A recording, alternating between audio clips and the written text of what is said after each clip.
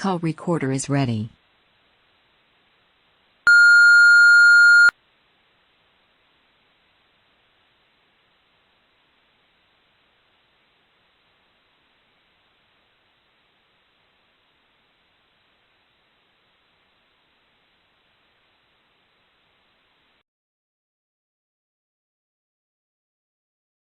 Okay, can you hear me?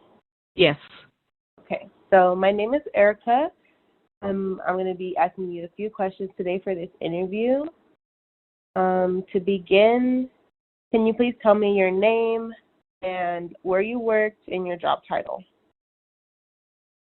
Okay, my name is Cheryl Washington, and I work in a clinical laboratory. My career started as a laboratory specialist in the United States Army, and I did that for 6 years. And while I was in the military, I continued my education in the lab science and received my degree from Baylor University in Waco, Texas. Ooh. I was then promoted to a staff sergeant and worked at several stateside Army labs, hospitals, as a non-commissioned officer in charge. And some of the things I had to do was work in different departments, such as hematology, clinical chemistry, blood bank, point-of-care testing, and my favorite, which was microbiology. You probably heard a lot about microbiology with the COVID-19. Oh, wow. That's pretty impressive. Right. So what we did, I helped analyze patient samples so the doctors could diagnose and treat various illnesses and diseases. I trained staff. I analyzed samples. I wrote numerous procedure manuals, and I ended my tour of duty in Vicenza, Italy. And you did that for how many years again? I did that for 6 years. Oh, okay.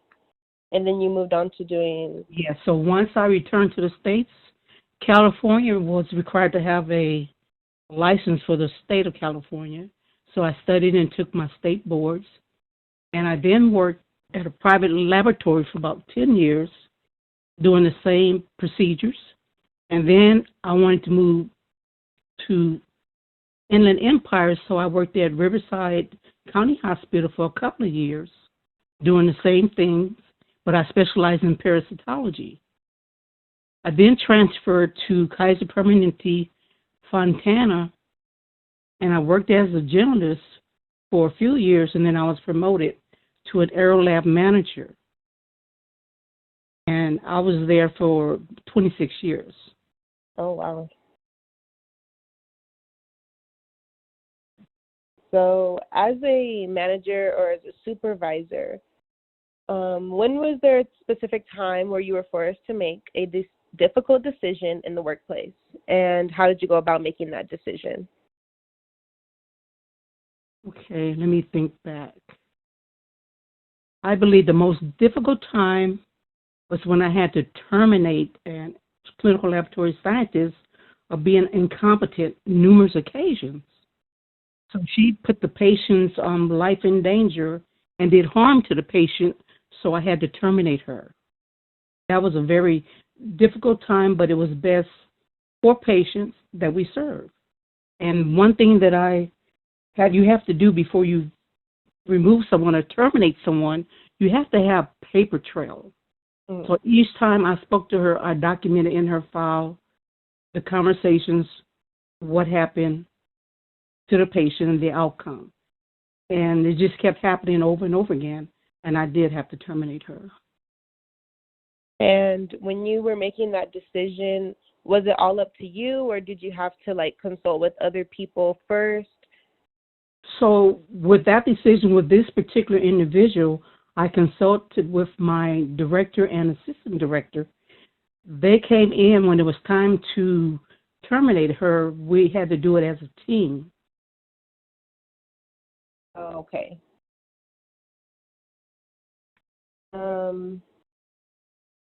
Okay. Do you think that, sorry, do you often use teamwork in your line of work, or is it just depending on the situation? It depends on the situation at hand, because when I was a manager at Kaiser, I was the early bird. I worked a lot of hours, and I saw every shift. And so I had to make decisions with the team. We had manager meetings, and we present cases, what's going on, what happened. And I also had to attend a daily operation briefing with the hospital managers and the directors and the COO of the hospital. So they presented concerns. I took those concerns back to the team. So it's a team effort. That's really important. Okay. So now can you describe me a time when you successfully delegated tasks? Okay, so every 2 years the lab has to be accredited. And this particular time I had a lot of responsibility on my shoulder because we had some new managers. And I remember doing this inspection, we have what you call point of care testing.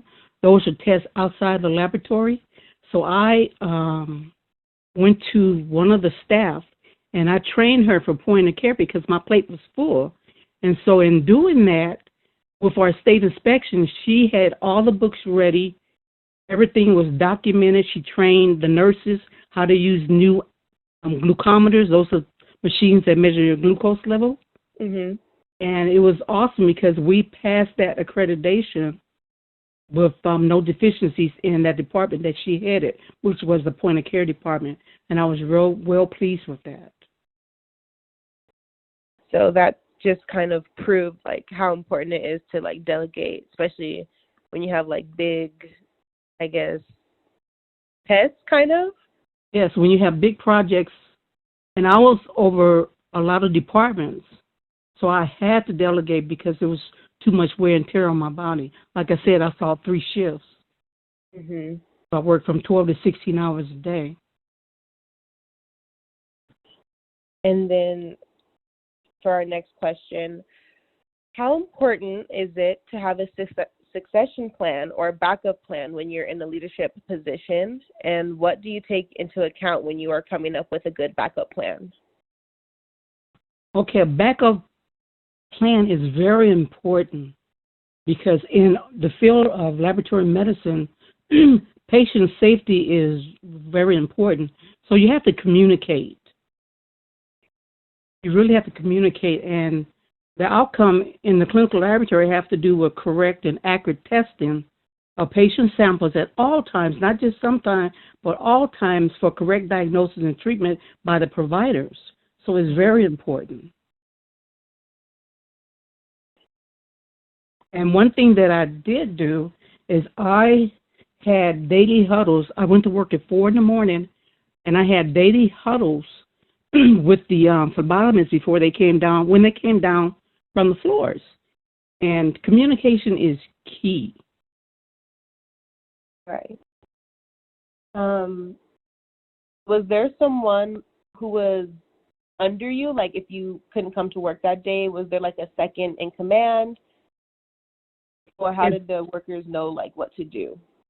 Well, the workers knew what to do because we have what you call in-service continuing education. So like I was in charge of the phlebotomists, the lab scientists, and the lab assistants, and each one of those classifications had manuals to follow and protocols to follow. So what you would do is every year employees get evaluated, and you go have a checklist, and you go through things, and that's how someone that's under you, if you can't come in, then they would know exactly what to do because we had policies and procedures. So all they had to do was look in the procedure manual for instructions on what to do with this, for this, or for that. Okay. That's smart. And then what I did, you have to encourage the staff too. You really do. So how did you go about encouraging your employees to complete their tasks? Like what is the best way that you thought was to motivate your followers? Lead by example. You have to, there's a thing called do one, see one, teach one. Mhm. So with those daily huddles, I would ask them, hey guys, how are you doing today? How was the rounds? How was this? How was that? Are there any issues, complaints, or concerns? So communication is the key to motivating them. And then I would give them incentive. I can manage things, and so I would give them incentive. I would buy them breakfast, have a caterer in, lunch, or even dinner, depending on the shift, and tell them good job and proud of you guys. Keep up the hard work, and that's what I had to do. Do you think that, like you said, communication is the key to a lot of like the main aspects of your job? Do you think there were some specific cases where you had to go kind of further in encouraging people to do their jobs, or would you just rely mainly on effective communication? Yes. So one thing I did was we have computer systems, so I had to learn how to do some of the things the lab assistants were able to do. The phlebotomists, if they were short, I knew how to draw blood. For the clinical laboratory scientists, I was right there. If we were short-staffed, I would just pull my sleeves up, get in there and help them, and then I call in staff and let them know that I care and I have empathy for them. I understand. And I knew what it meant. You have to lead by example. Because you tell people, they forgive, and you involve people, they learn. And that's what I did. I led by example, and I built a relationship with them. And that's what motivated them. Relationships really help them feel supported by like their management as well. Yes. By you doing that. That's correct. Can you tell me of a specific time where you had to mediate a conflict between employees or colleagues, and how did you go about that resolution? Let me think back on that. Yes, I remember. Here's something that's really sensitive. One employee came and said that she was being somebody had some inappropriate racial comments about her because she was the only minority. And when I say minority, she was like one ethnic group compared to 90% of another ethnic group. And this had to do with the clinical laboratory scientists. So yes, I had to take some action, some things that I learned.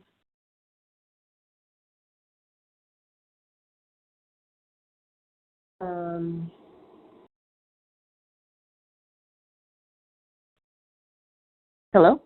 I'm listening. Go ahead. Oh, sorry, I didn't know if I lost you. So in that situation, did you find it difficult, like, to remain not impartial so much as like being a mediator and not totally throwing one side under the bus, so to speak? Was it hard for you, like, during that specific interaction? Yes, that's a very sensitive topic. And with that situation, I went and sought out my director or assistant director. So one thing that I learned that you have to do is you can't be judgmental. Key things, you have to investigate and see if that really happened. And you have to ask if there are any witnesses and find out how many times that incident occurred, and you ask other employees. So you just do an investigation, a deep dive investigation. And if it's true, then you have to take corrective actions according to the guidelines in the employee handbook. So it was difficult. That was very difficult.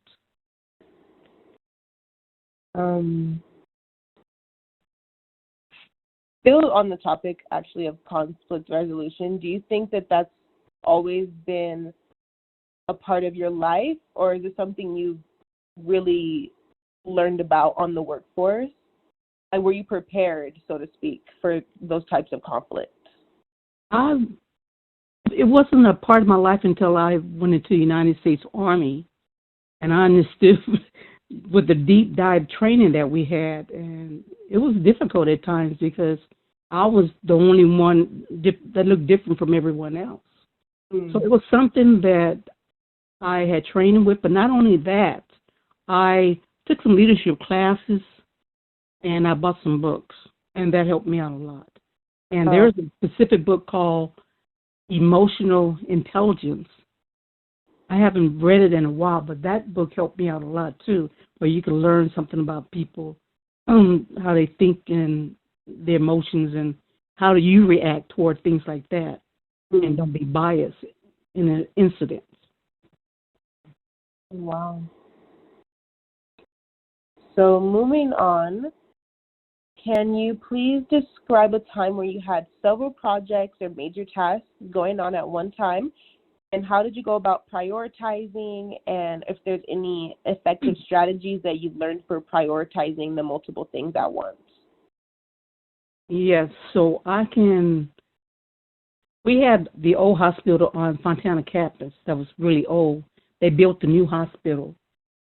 So what we had to do, we had to transition on campus from the old hospital to the new state-of-the-art hospital.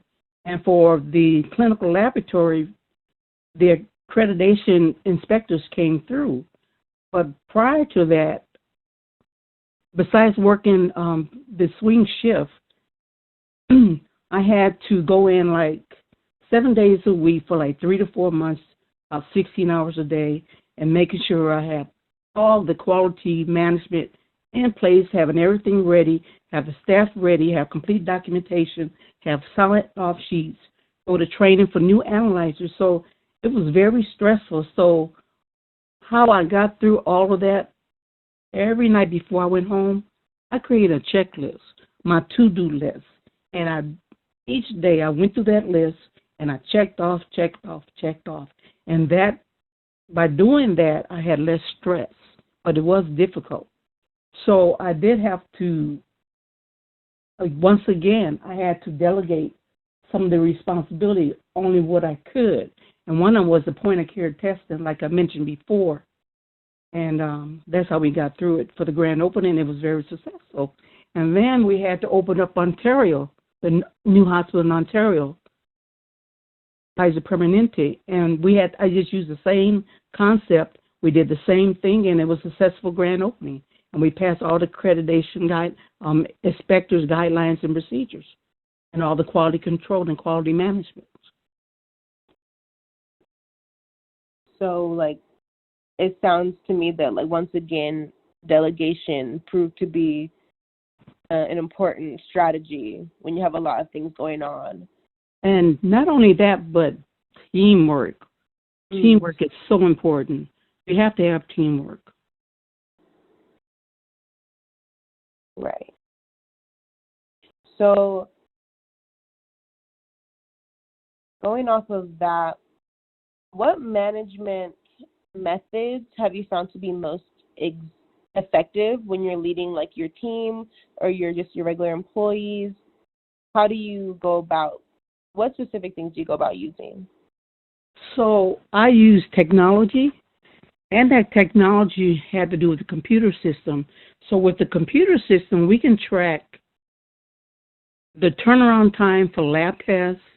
I can track how many draws the phlebotomists did. Did they complete all their draws, or were they sluggish? Did they leave it for the next shift? Were they goofing off? I can see the idle time for the scientists, as far as the time they took the break in, if they were reading on the computer, doing this or doing that. So I use technology to help me with that. So in using,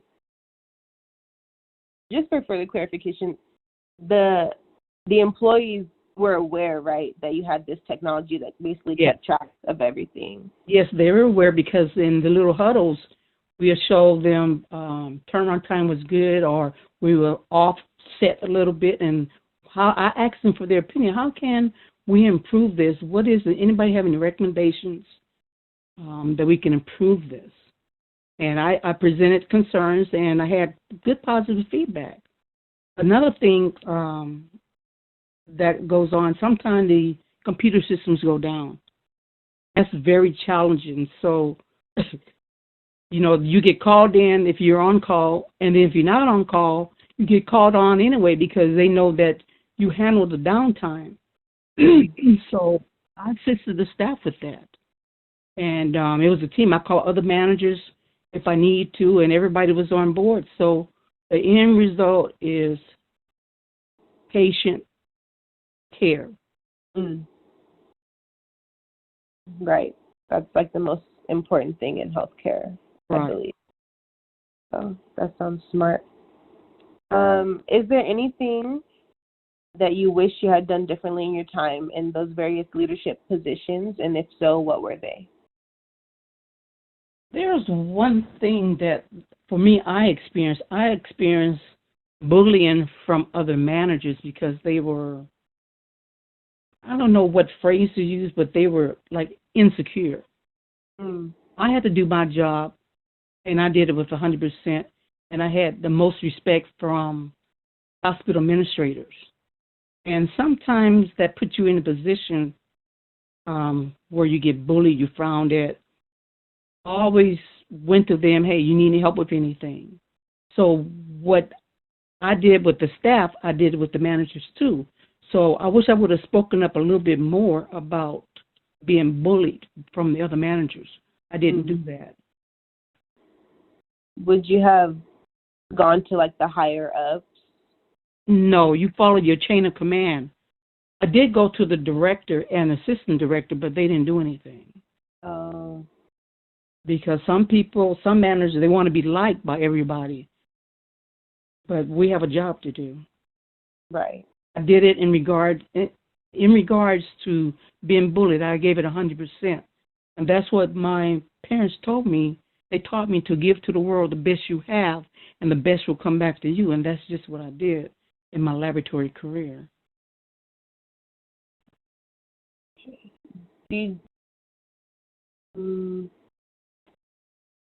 Sorry. I want to expand more on that topic because I feel like it's very relevant, especially like to me when I'm going into the workforce after I graduate. I feel like there's a lot of competition. Would you have any advice for how I can deal with competition, but like not in a negative manner, if that makes sense? Yes, teamwork. Let them know that you're a part of the team, that you're not above and you're not beneath, but you are equivocal, and you're part of the team and you want to make a difference. Thank you. You're welcome. And to our next question, what do you think makes a person a great leader, or what would you look for in a leader? Well, one thing in a leader, they have to have great communication skills. They have to be competent. They have to know how to guide their team effectively and inspire them, have a vision, and lead by example. By example. So from a leadership position that you've had, are you able to tell in your other employees like which would make a good leader, or who is good for this task and who's good for this task? And if so, how are you able to determine those things? Okay, so I was on the panel for interviewing other staff, whether it be in employees or whether it be in management. And for me, I look at what they're saying, what you do is you give them a scenario in the interview, and you look at how they answer that question. It's not, there's no right or wrong answer to it. But there, you look at their communication skills, look how they solve problems. And it's not, like I said, it's not a yes or it's not a no. Mm-hmm. And you have to look to see if they tell you what you want to hear, if they're speaking from their heart. You can tell by speaking with them.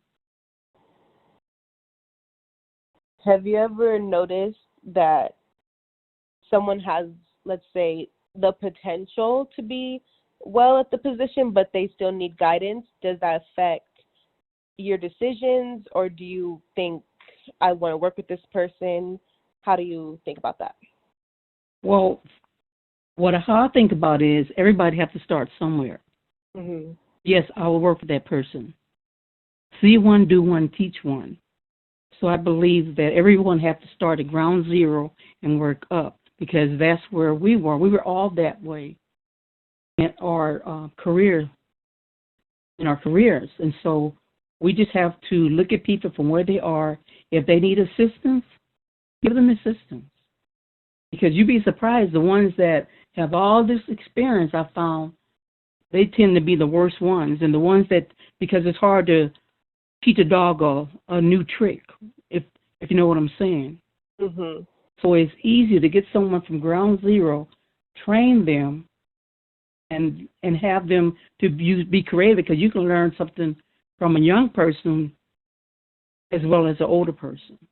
Mm. So my next question is similar. It was, what are the most important qualities that you look for in future employees? Or you can also think about, if you were reviewing a resume, what would stand out to you the most? Honesty, integrity, commitment.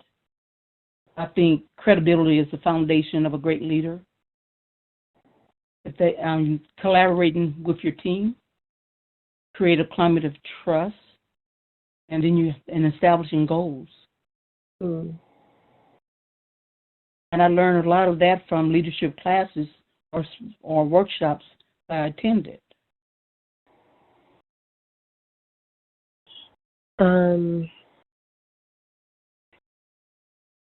I really liked how you said honesty and integrity and credibility. I feel like those are also like very important things that we meaning, I want to say like my generation or like the next generation of workers tend to forget about sometimes, because we're so focused on, the piece of paper or just trying to gain experience, and we forget that like character is also very important in the workforce. As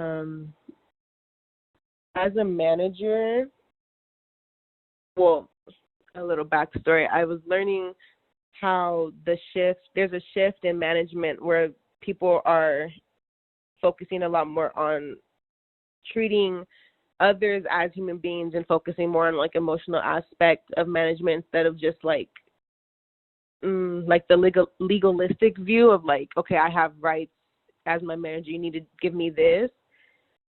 Do you think that it's more effective for managers to try to create like relationships, like serious, genuine relationships with their employees, rather than just saying, okay, I give you your break, now you need to do this job however I say you need to do it? Or what are your thoughts on that?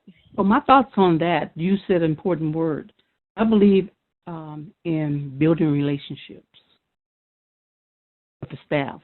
You find out from them what improvements, what works and what don't work in different scenarios. It's very important. And like I said before, honesty and how they express themselves is very important. How they solve problems is important. Are they ambitious?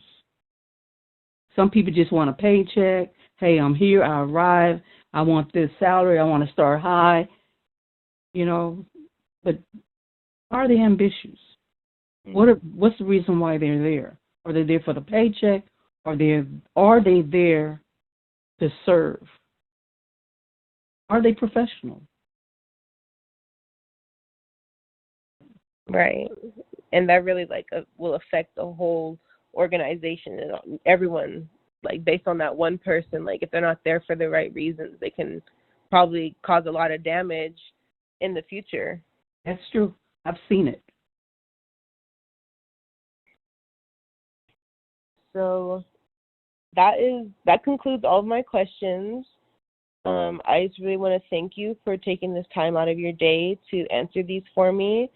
And I'm really happy with your answers. I feel like I learned quite a bit that I can use for the future as well. So I really want to say thank you for that. You're welcome, and I wish you the best. And I'm proud of you. You take care. Thank you. You as well. Don't just dream big, dream bigger. I will. All right, thank you. Thank you. Bye.